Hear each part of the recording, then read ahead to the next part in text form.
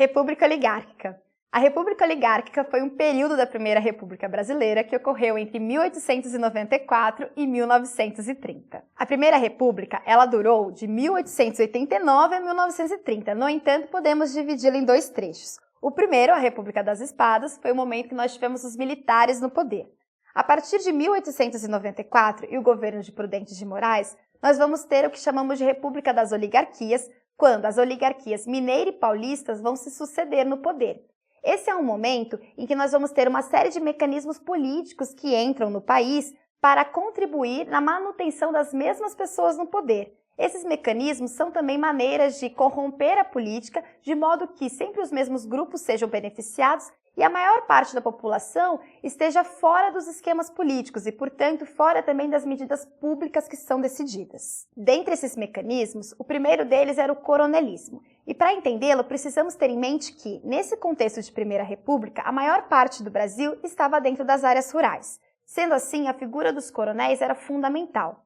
Nas áreas rurais, os coronéis exerciam um poder econômico e político. Eles eram grandes proprietários, por vezes com cargos políticos, e eram responsáveis por abrigar a população, fornecer emprego, fornecer proteção, e eram figuras duais. Se para alguns eles representavam uma figura paternalista e a população se sentia em dívida com eles, pois eram quem forneciam empregos, quem forneciam mantimentos, quem consertavam as pontes em espaços que o Estado não alcançava, por outro, esses coronéis também tinham suas próprias guardas particulares, jagunços, que, através da força, obrigavam a população a fazer aquilo que eles mandavam. Portanto, figuras duais, mas que no final conseguiam, seja por um sentimento de gratidão, seja por um sentimento de medo, garantir que, nas eleições, as pessoas votassem como eles desejavam. Assim, podemos perceber, por conta do coronelismo, a formação de currais eleitorais, em que as pessoas eram levadas a votar de determinada maneira, o que chamamos de votos de cabresto.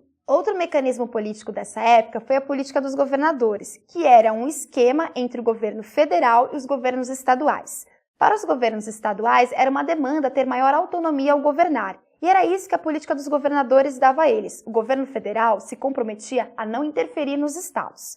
Em contrapartida, os governos estaduais garantiam que, nas eleições do legislativo, fossem eleitos deputados que não fossem entrar em contraposição ao governo federal, permitindo um governo mais tranquilo ao executivo. Dessa maneira, a política dos governadores mantinha governadores e presidentes satisfeitos. Por fim, para determinar o presidente do país, havia a política do café com leite.